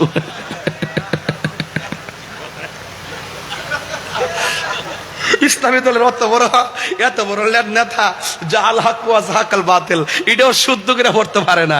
আবার দেখবেন ওয়াজ শুরু করলে বিসমিল্লাহ, ইনশাআল্লাহ, আলহামদুলিল্লাহর অভাব নাই, কথাবার্তা কইলে বিসমিল্লাহ, আলহামদুলিল্লাহর অভাব নাই। কিন্তু দেখা যায় ইসলামের কথা ঠিকই কয়, কিন্তু সবই ঠিক আছে, ভিতরে গন্ডগোল আছে। কথা বলেন ঠিক না বেঠে? আমি কি বাড়ায় বলতেছি নাকি? আমি দলিলের কথা বলতেছি। কি বলে দেখেন না মুনাফিকরা কি কয়, হুজুর কইছিনি লা আদ্রি, আমি জানি না, কুনতু আকুল, আমি ওই কথাই বলতাম, মা ইয়াকুলুন নাস, মানুষ যা বলতো, ফায়ুকালু, অতঃপর তাকে বলা লাহু, তাকে বলা হবে লা দারাইতু ওয়ালা তালাইতা, তুমি পড়লে না কেন, তুমি দেখলে না কেন, তুমি জানলে না কেন, তুমি পড়লে না কেন, তুমি পড়লে না কেন, জানলে না কেন, বুঝলে না কেন? তাইলে বোঝা গেল জবাবদিহিতা কবরেও। আরে বলেন না, জবাবদিহিতা কবরেও। সবাই শুনলো, পড়লো, বুঝলো, কিন্তু তুমি পড়লে না কেন, জানলে না কেন, বুঝলে না কেন? এরপরে কি হবে দেখেন, তারে কি বলবে, ওয়ায়ুদরাবু বিমাতারিকি মিন হাদিদিন, একেবারে লোহার কস্তুরি লয়া, এটা কি আপনার লাগা, লোহার হাতুড়ি, ডান্ডা, লোহার ডান্ডা লয়া দরবাতান, এমন ভাবে তারা আঘাত করা শুরু করবে, ফায়াসিহু সাইহাতা ইয়াসমাউহা মাইয়ালিহি, এবং তার কান্নার আওয়াজ, জীব জন্তু মানে যা আছে সব তার কান্নার আওয়াজ লোহার হাতুড়ি দিয়ে এমন ভাবে তারে মারা শুরু করবে, সব জীব জন্তু তার কান্নার আওয়াজ শুনবে, গায়রা সাকালাইন, মানুষ এবং জিন ছাড়া। মানুষ এবং জিন ছাড়া সবাই তার কান্নার আওয়াজ শুনবে। আপনারা জবান খুলে বলুন, কবরের জবাবদিহিতা আছে না নাই? এবার একটু সামনে যান তো দেখি, ওয়ামিনহা নুখরিজুকুম তারাতান উখরা, আপনাকে কবর থেকে একটা মাঠে উঠানো হবে। ওই মাঠটা কি সাধারণ কি আপনাদের খেলার মাঠের মতো, নাকি উত্তপ্ত গরম মাঠ? আরো বড় কি মাঠ? গরম মাঠ। এই কবর থেকে আপনাকে উঠতে হবে, এই কবর থেকে আপনাকে উঠতে হবে, আপনার বাঁচার কোনো রাস্তা নাই। এই জন্য আমার ভাইয়েরা, এই কবর থেকে যেহেতু আপনি উঠবেন, আর ওখানে যেহেতু আপনি একত্রিত হবেন, গায়ের মধ্যে কোনো কাপড় থাকবে ভাই? গায়ের মধ্যে কোনো কাপড় থাকবে না, আপনি থাকবেন উলঙ্গ। আমার একটা হাদিস যদি আমি এই মুহূর্তে না বলি, তাহলে আমার হক আদায় হবে না। এই হাদিসটা বলি আমি আপনাদেরকে একটি করুণ দৃশ্যের দিকে নিয়ে যাবো। এক নম্বর হাদিস হলো, সেটা হলো কি জানেন, আল্লাহর হাবিব সাল্লাল্লাহু আলাইহি ওয়াসাল্লাম তিনি বলেছেন, হাসরের মাঠে মানুষদেরকে যে একত্রিত করা হবে, এই মাঠটা কেমন হবে? আল্লাহ পাকের হাবিব বলতেছেন, এই মাঠটা হবে বাইদা আফরা, এই মাঠটা হবে এই আংরার মাঠ, এই মাঠটা হবে একবারে ওই যে কি বলে তামার মাঠ, একদম গরম মাঠ হবে। কাকুরসাতিন নাকি, ওই মাঠটা এমন মাঠ হবে যেই মাঠের মধ্যে কোনো উদ্ভিদ থাকবে না, যেই মাঠের মধ্যে কোনো গাছপালা থাকবে না। হাদিসটা মনে হয়, আমার মনে হয় যতটুকু বলতেছি শব্দগুলো এটার হাদিসের ভিতরে আছে, সেই মাঠে কোনো গাছ থাকবে না, কোনো ধরনের আপনার ছায়া থাকবে না। সেই মাঠের মধ্যে ওসি বলেন, এসপি বলেন, ডিসি বলেন, যত ধরনের কথাই বলেন, কাহার জন্য আলাদা করা হবে না, সবাই একটা মাঠের মধ্যে তারা অবস্থান করবে। রাসূলিক আয়েশা সিদ্দিকা রাদিয়াল্লাহু তাআলা আনহা বলেন, আল্লাহর হাবিব সাল্লাল্লাহু আলাইহি সাল্লামকে, আল্লাহর রাসূল সাল্লাল্লাহু আলাইহি সাল্লাম বলেন, আয়েশা রে, হাসরের মাঠে আমার মনে হয় হাসরের মাঠে, আল্লাহর হাবিব বলছেন, হাসরের মাঠে সব মানুষ পায়ের মধ্যে জুতা ছাড়া এবং গায়ের মধ্যে কাপড় ছাড়া খতনাবিহীন অবস্থায় তারা হাসরের মাঠে উঠবে। আয়েশা সিদ্দিকা বলেন, ইয়া রাসূলুল্লাহ, এটা কেমন একটা মাঠ, লজ্জাস্কর মাঠ, সেখানে একজন আরেকজনকে দেখবে। আল্লাহর হাবিব বললেন, আয়েশা না, এটা এমন একটা মাঠ হবে রে, একটা সেকেন্ডের জন্য কাহারো দিকে তাকাইবার কোনো সময় পাবে না। সেই মাঠটা হলো হাসরের ময়দান। আর নামাজ এমন একটা বন্দিগি, ওই মাঠের মধ্যে সর্বপ্রথম হিসাব নেওয়া হবে, নামাজের হিসাব। আমার চন্দনেশের বাবা, জবানটা খুলে বলুন, আমরা নামাজ চাই কি চাই না? এ আওয়াজে মানি না, জোরে বলো, চাই কি চাই না? যদি নামাজ চেতে হয়, তাহলে আজকে থেকেই তো ওয়াদা করতে হবে, আমরা নামাজ পড়বো ইনশাআল্লাহ। রাসূল বলেন, ওই হাসরের মাঠে এক শ্রেণীর মানুষের নখগুলো থাকবে তামার নখ। কিসের নখ? তামার নখ থাকবে, এই তামার নখ দিয়ে তাদের চেহারার গোশতগুলো টেনে টেনে ভক্ষণ করবে। রাসূলুল্লাহকে প্রশ্ন করা হয়, ইয়া রাসূলুল্লাহ, এদের নখগুলো কেন এত বড় বড়? আর নখগুলো হলো তামার আর পিতলের, আর এই নখ দিয়ে তাদের গালের গোশত নিজেরাই নিজে গোশত খুলছে এবং তাদের চেহারার চামড়া ছিঁড়ছে। ওরা কারা? রাসূল বলেন, এরা হলো, আল্লাহ বলবেন, ও বন্ধু, এরা হলো দুনিয়ার ওই সমস্ত বান্দা যারা গীবত করত। আপনারা বলেন, চন্দনায় সে গীবত আছে না নাই? মুনাফিকি আছে না নাই? এবং এই মুনাফিকদের শাস্তিও আছে না নাই? এই জন্য বাবারা, দুনিয়াতে যাই করেন না কেন, আমি শুরুতেই বলছিলাম, ইন্নাল্লাহ ইউমাহিলু ওয়ালা ইয়ামহুল, আল্লাহ ছাড় দেয় কিন্তু ছেড়ে দেয় না। নামাজ পড়ো নাই, দুনিয়ায় ঘুমাইছো, অসুবিধা হয় নাই, ঘুমাইছো, অসুবিধা হয় নাই, ব্যবসা করছো, অসুবিধা হয় নাই, আল্লাহ ছাড় দিয়েছেন। কিন্তু হাসরের মাঠে নামাজের হিসাব না দিয়া এক চুল পরিমাণ এক অগ্রসর হওয়া যাবে না। সেই মাঠটা হলো হাসরের ময়দান। কথা বলেন ঠিক কিনা? আজকে এখানে যারা আসছেন, হাসরের মাঠে আরেকটা ভয়াবহ চিত্র হলো, কিছু কিছু নারীদেরকে, যেহেতু মা বোনরা পর্দার আড়ালে আছেন, কিছু কিছু মা বোনদেরকে আল্লাহ রাব্বুল আলামিন হাসরের মাঠে মাথার চুলগুলো উপরে ঝুলিয়ে পাগুলো নিচে ঝুলাই রাখা হবে। জিজ্ঞেস করা হবে, তারা কারা? কয়, তারা হলো দুনিয়ার ওই সমস্ত নারী যারা বেপর্দায় চলাফেরা করত, যারা স্বামীর অবাধ্যচারিতায় চলাফেরা করত। আমার চন্দনেশের মা, বিদায় বেলায় কথা এতটুকুই বলবো, আমরা যতই এই দুনিয়াদারি করি না কেন, আল্লাহর হুকুমের লঙ্ঘন করব না, আল্লাহর বিধানের লঙ্ঘন করব না। কেন? ফামাইয়ামাল মিসকালা যাররাতিন খায়রান ইয়ারা ওয়া মাইয়ামাল মিসকালা যাররাতিন শাররান ইয়ারা। যাররা যাররা পরিমাণ হিসাব নেওয়া হবে হাসরের ময়দানে। কথা বলেন ঠিক কিনা?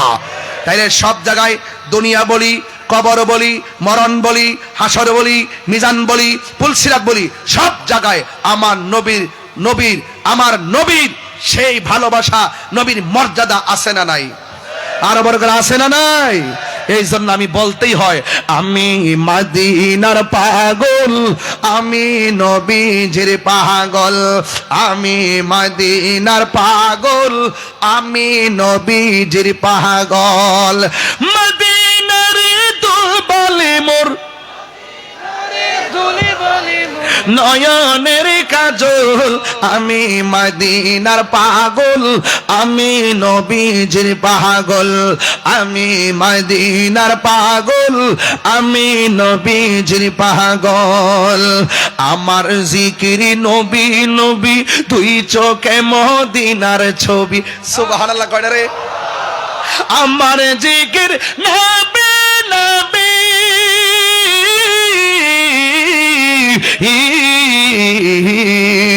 আমার জিকির নবী নবী, দুই চোখে মদিনার ছবি। নবীর প্রেমে দিতে রাজি, নবীর দিতে রাজি, নবীর প্রেমে দিতে রাজি, জীবনের সকল। আমি মদিনার পাগল, আমি নবীজির পাগল। হাত তুললে খুশি হব, পতাকা বানাই দেন না।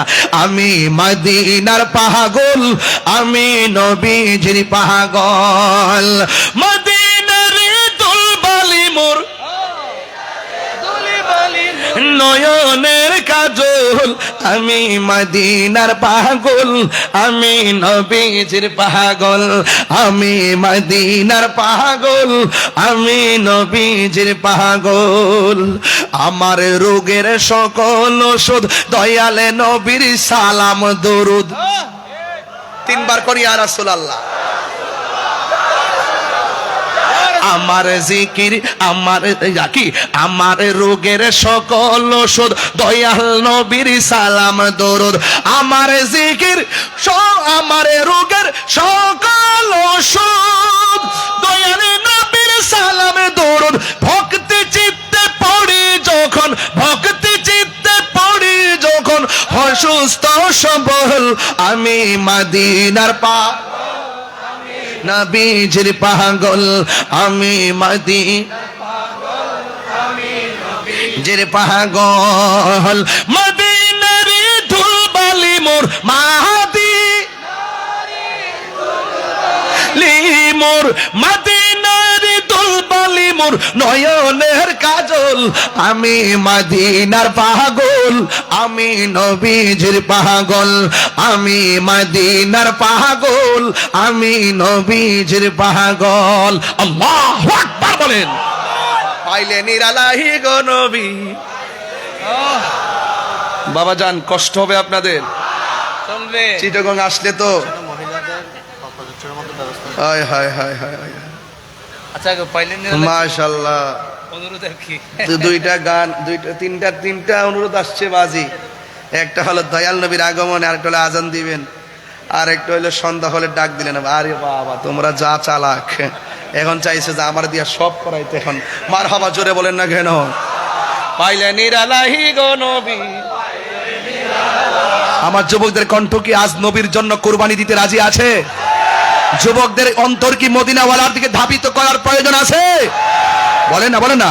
পাইলে নিরালাহি গো নবী,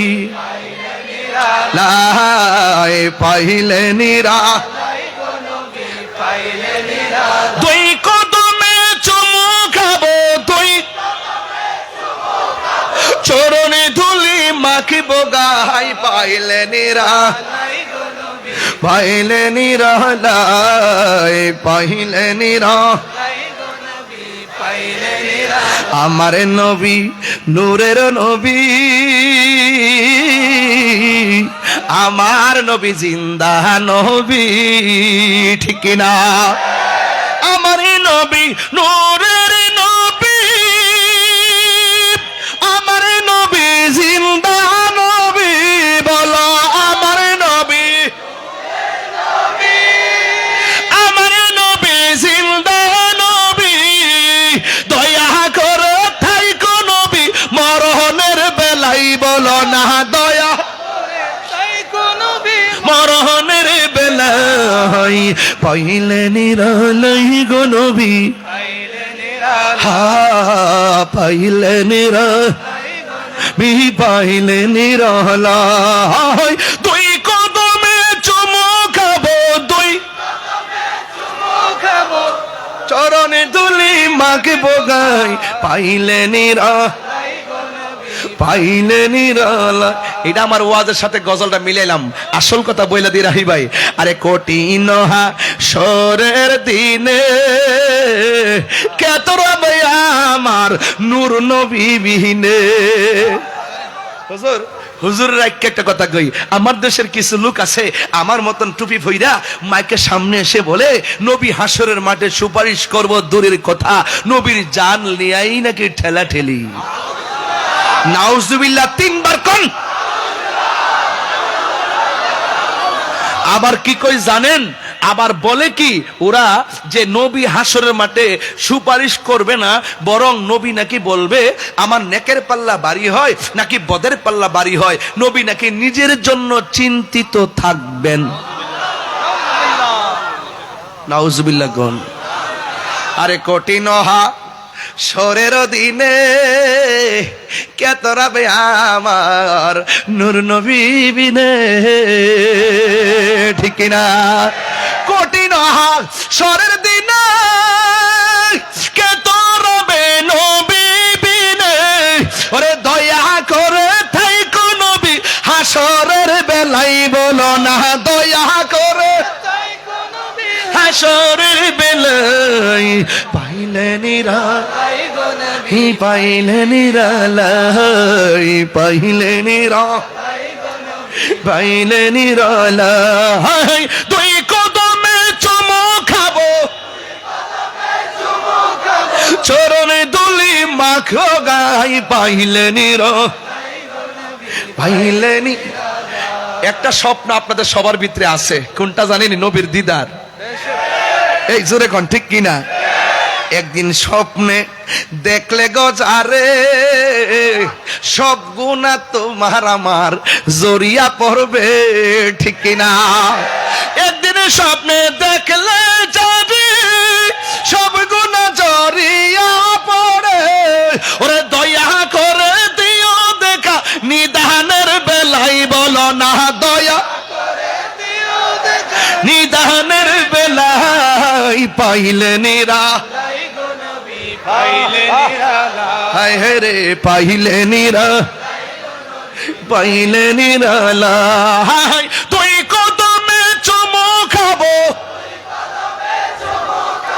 চরণ তুলি মাখবো গাই পাইলে নিরালাই গো নবী পাইলে নিরালাই গো নবী পাইলে নিরালাই পলকে জীবন দিয়ে দেব যদি নবী আপনি চান ঠিক না ও গো আর জি আমার এই জীবন একবার দেখা দাও হাবিবি ইয়া রাসূলুল্লাহ হাবিবি ইয়া হাবিবাল্লাহ হাবিবি ইয়া রাসূলুল্লাহ হাবিবি ইয়া হাবিবাল্লাহ ঠিক কিনা আপনারা নবী দেখতে চাই কি চাই না আমরা রসুল দেখতে চাই কি চাই না এখন বলুন এখন সরাসরি আমার হুজুর এখানে বসে আছে সবাই বলুন আমার নবী কবরে শরীর মুবারকে থাকার ক্ষমতা আছে না নাই কবরে কি ছবি না নবী আরো বড় করে কবরে কি ছবি না নবী যারা মানুষকে বলে কবরে নাকি ছবি দেখাবে এরা মিথ্যা বলেছে ভ্রান্ত বলেছে বানোয়াট কথা বলেছে আমার নবী কবরে সশরীরে হাজির থাকবেন কথা বলেন ঠিক কি না এক মিনিটের জন্য 1 কোটি কবরে থাকার ক্ষমতা একই সাথে দেখা।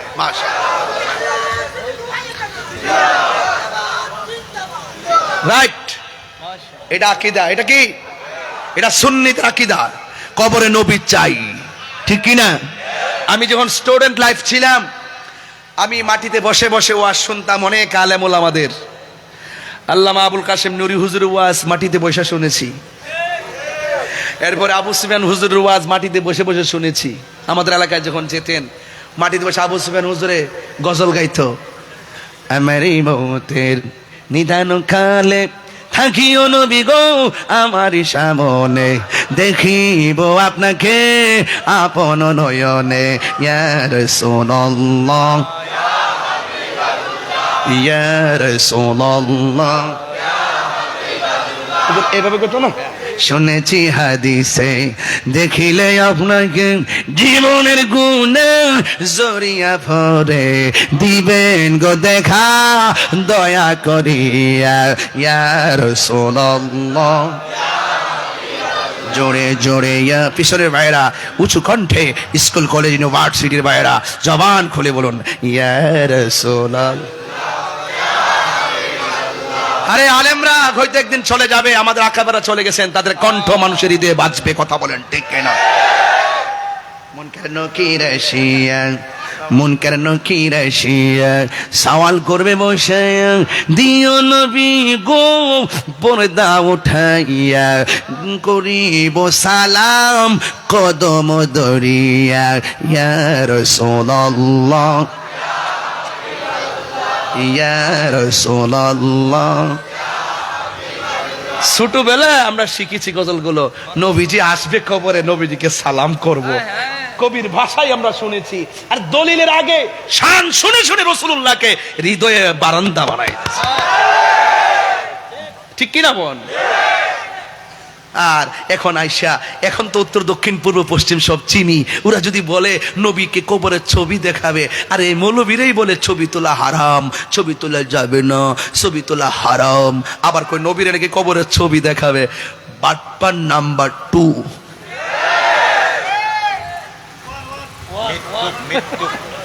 মিথ্যুক কাযাব ঠিক কিনা বলেন মুনাফিক আরো জোরে আবু সুফিয়ান হুজুর কইলে মুনাফিক মুনাফিক এমনি মুনাফিক মানে কি একবারে কফলটা দিলেন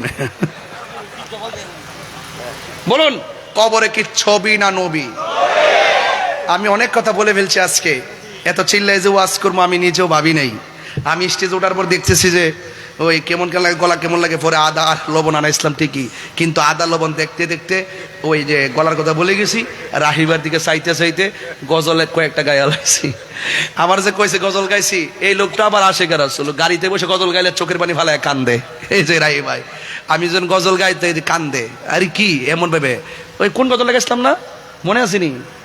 গাড়ির যে গেছিলাম ওই দিন, না না মুজুকে পথে গাইছি, আরেকটা গজল গাইছিলাম গাড়িতে ওই দিন, ওই যে আমরা এই পতেঙ্গা দিকে যাওয়ার সময়। হ্যাঁ একটা গজল গাই। যাই হোক, সে কোন বন্ধু বলো বেশি বিশ্বস্ত, কার কাছে সব কথা বলা যায়, কার কাছে সব ব্যথা বলা যায়, পাওয়া যায় বেশি বিশ্বস্ত, তার নাম আহমদ বড় বিশ্বস্ত। এমপি মন্ত্রী ওসিডিসি বক্তা তক্তা কেউ কবরে আপন হবে না, যিনি কবরে আপন হবে তিনি মদিনাওয়ালা। ঠিক কিনা বলো? আর সব বলিব কিন্তু তোমায়, এটা হলো আল্লামা নুরি হুজুরের গান। আরে মোবাইলটা ওই যে আগে তো আমি 1100 টাকার মোবাইল চালাইতাম, রিংটোন দিতাম আর কি, এটা শুনতাম কল দিলে, আর কইতাম বেশি বেশি বেশি বেশি কল দে যাতে এটা শুনতাম পারি মোবাইলে। আমি ধরতাম না, ফোন ধরতাম না, আমার কল দে শুধু হুজুরের গজলটা শুনি, কলজাটা ছিঁড়া জাগারে বেড়া। আল্লাহু আকবার। সব বলিব কিন্তু তোমায় ভুলতে পারি না, সোনার মদিনা আমার, সব ভুলিব কিন্তু তোমায় ভুলতে পারি না, বলুন কিন্তু তোমায় ভুলতে পারি না, ভুলিনি ভুলিনি সব ভুলিব, হ্যাঁ বলুন সব ভুলিব, আরশে মুআল্লার চেয়ে দামি তুমি হও, খোদার সৃষ্টিতে তুমি শ্রেষ্ঠ ভূমি হও, আরশে মুআল্লার চেয়ে দামি তুমি হও, খোদার সৃষ্টিতে তুমি শ্রেষ্ঠ ভূমি হও, আরে তোমার বুকে শুয়ে আছেন শাহে মদিনা, তোমার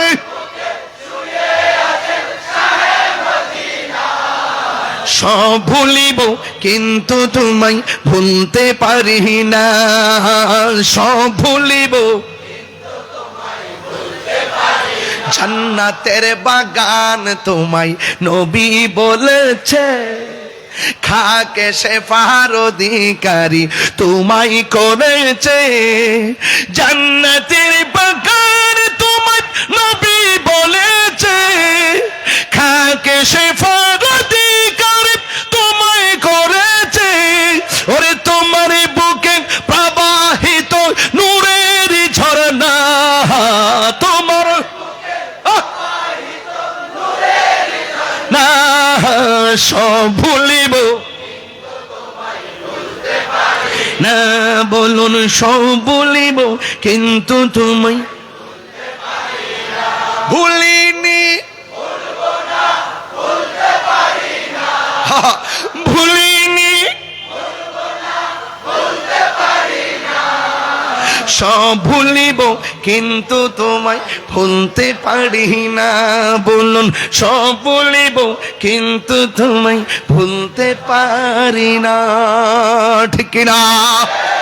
আমরা নবীর শাফাত চাই কি চাই না? রাসূলুল্লাহ সুপারিশ করার ক্ষমতা আছে না নাই? দলিল কি দলিল? ক্বালা নবী সাল্লাল্লাহু আলাইহি ওয়াসাল্লাম শাফাআতি লিআহলিল কাবাইর মিন উম্মতি, রাসূল বলেন আমার উম্মতের মধ্যে আমি রাসূলের প্রেমিক কবিরা গুনাহ করে ফেলেছে, ওই কবিরা গুনাহগারদের জন্য আমি রাসূল সুপারিশ করব। নবীর প্রেমিক যদি গুনাহগার হয়, রাসূল বলেন শাফাআতি লিআহলিল কাবাইর মিন উম্মতি, আমার উম্মত যদি গুনাহগার কবিরা গুনাহগারী হয়, তারপর আমি রাসূল তাকে সুপারিশ করব আমাকে মহব্বত করার কারণে। বুঝতে পেরেছেন? তাহলে কবরে কি ছবি না নবী? হাসরের মাঠে নবী সুপারিশ করার ক্ষমতা আছে না নাই? যারা বলে নবী সুপারিশ করবে না তাদের দাবি ঠিক আছে, তাদের দাবিও ঠিক আছে, আর নবীর দুশ্মন যারা তাদের জন্য সুপারিশ করবে না। এরা যারা নবীর দুশ্মন তাদের জন্য সুপারিশ করবে না। আমরা নবীর সুপারিশ চাই কি চাই না? নামাজ যে পড়ছেন কবুল হয়েছে কিনা জানেন? রোজা যে রাখছেন কবুল হয়েছে কিনা জানেন? হজ যে করছেন কবুল হয়েছে কিনা জানেন? মাহফিলে যা আসছেন দান করছেন কবুল হয়েছে কিনা জানেন? আখিরি মুনাজাত যে করছেন কবুল হয়েছে কিনা জানেন? নবীজিকে ভালোবাসেন সেটা কি জানেন? নবীজিকে যে ভালোবাসেন সেটা কি জানেন? 10,000 টাকা দিলে নবীকে গালি দিবেন? 50,000, 1 লাখ? আর আঙ্গ দেশে তো বান্ডেল দিলে ডলার খায়া কালার পাল্টায়ালা।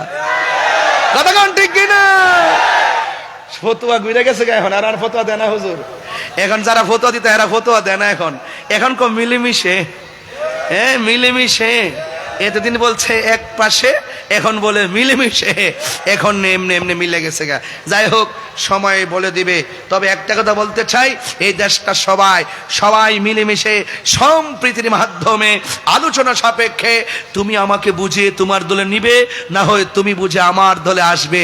কোথায় বসবা বলো, প্রয়োজনে রাহি ভাইকে সাথে রাখো। আমি কি বেশি বলেছি? রাগ করছেন আমার সাথে?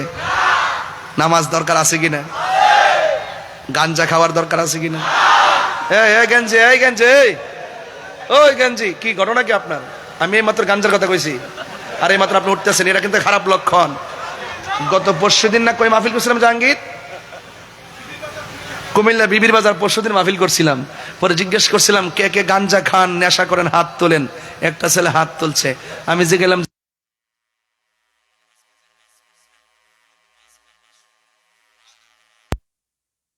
করতাম না। আপনারা বলেন, এই সমাজের এই ছেলেটা প্রকাশ্য তার দোষ স্বীকার কইরা মানুষের সামনে যে তওবাটা করলো আল্লাহর কাছে, এই সন্তান নাকি সাধারণ নাকি অসাধারণ? তার জন্য হৃদয় থেকে দোয়া আসে কি আসে না? এখন বলবেন নেশা কি চলবে না বন্ধ হবে? বলেন বন্ধ। আপনারা বলেন নেশা, ইয়াবা, ফেঞ্চি, গাঞ্জা, সুদ, ঘুষ। ইদানিং তো সুদের ওয়াজ কেউ করেই না। এখন সুদের ওয়াজ আর কেউ করে না। আমার একজনে ফোন দিয়া কো, হুজুর এখন আপাতত কয়েকদিন সুদের ওয়াজটা বন্ধ রাখেন। আমি বললাম যে তুমি হইলে মুনাফিক নম্বর 1। সুদ খাওয়া হারাম, সুদ খাওয়া হারাম। এটা কি মোল্লার ফতোয়া না আল্লাহর ফতোয়া? কোন মোল্লার কথা কি আল্লাহর কথা বলা বন্ধ করতে পারবো? কেউ কইলে কি আয়াত একটার গোপন করতে পারবো? কিছুক্ষণের জন্য অস্বীকার করতে পারবো? কোরআনের বিধানকে 1 সেকেন্ডের জন্য অস্বীকার করতে পারবো? তাইলে ও আমাকে যে বলছে, কেন বলছে জানেন? ডাল মে কুচ কালা হে। ইদানিং দিছি টাকা খাইয়া দুয়ার ভাষা পাল্টাই গেছে গা। হ্যাঁ, এত শিক্ষক পড়ে রইছে ইয়ার সামনে, শহীদ মিনারের সামনে, এগুলা তাদের চোখে পড়ে না। হ্যাঁ, আমি খুব কষ্ট পাই এগুলা। আমার বাবা শিক্ষক ছিলেন, আমার বড় ভাই শিক্ষক, এর বড়টার ছোটটাও শিক্ষক, আরবির প্রভাষক, এবং ইদানিং আমার সবচেয়ে ছোটটা যেটা, সেটাও নবিয়াবাদ কামিল মাদ্রাসার প্রভাষক হয়েছে। আর আমি তো 12 সালে হুজুরের নিবন্ধন পাশ করছিলাম, সহকারী, 13 সালে প্রভাষক। এরপরে চাকরি করছি, 2 বছর বেতনও নিছি।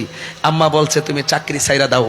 আমি চাকরি ছাইরা দিয়া, আম্মা বলছে যদি চাকরি করো ওয়াজের মধ্যে তোমার কাঙ্ক্ষিত সময়ের ব্যাঘাত ঘটবে, আবার যদি তুমি ওয়াজ করো তোমার ক্লাসের মধ্যে ব্যাঘাত ঘটবে। সুতরাং তুমি 2 দিকে যাইবা না, তবে তুমি একটা কাজ করবা, তুমি ওয়াজটাকে বেছে নাও।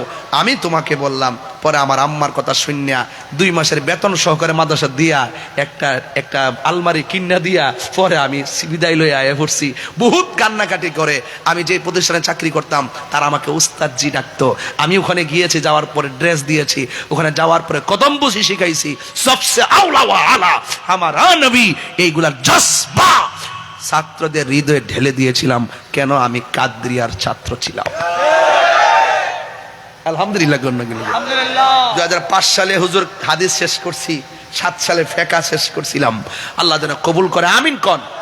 তো এই জন্য এই পেশাটার প্রতি, যেহেতু আমি শিক্ষকতা করছি, আমার একটা দরদ আছে। আমি একটা শিক্ষকের সন্তান হিসাবে আমার একটা দরদ আছে। শিক্ষকদের গায়ে যারা হাত তোলে তাদের জীবন ধ্বংস। আল্লাহ আমাদের সকলকে বোঝার তৌফিক দান করুক, আমিন কন। এখন যে আপনারা যে 3টা দাবি করছেন, মাত্র একটা দাবি রাখবো।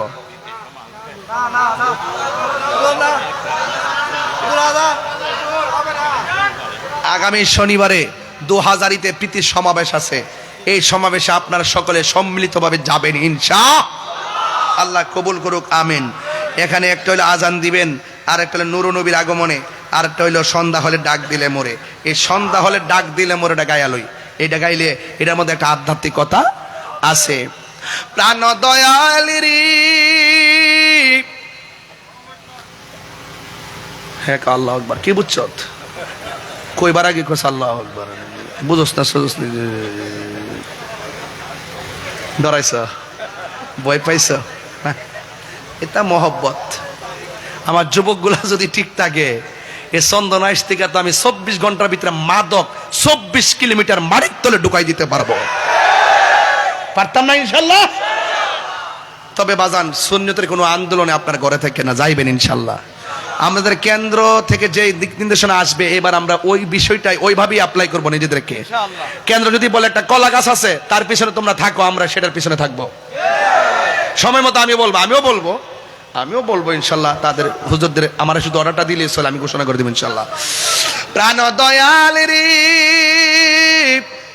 গৃহস্থেরা দলে দলে হাঁস মুরগি কতই পালে, সন্ধ্যা হলে ডাক দিয়া লয় গড়ে। যার যত পালিত ছিল সকল রে তো ঘরে নিল, আমি একা রইলাম অন্ধকারে। প্রাণ দয়াল রে সন্ধ্যা হইল ডাকে দিলে না মোরে। বেলা যাইতেছে গা, ফিরা রাইতো না কোন।